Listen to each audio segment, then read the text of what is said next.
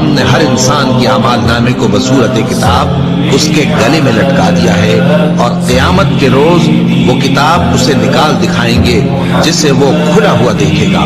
کہا جائے گا کہ اپنی کتاب پڑھ لے، تو آج اپنا آپ ہی حساب کرنے والا کافی ہے۔ اب جس کا اعمال نامہ اس کے داہنے ہاتھ میں دیا جائے گا وہ دوسروں سے کہے گا کہ لیجئے میرا نامہ اعمال پڑھیے، مجھے یقین تھا کہ مجھ کو میرا حساب کتاب ضرور ملے گا۔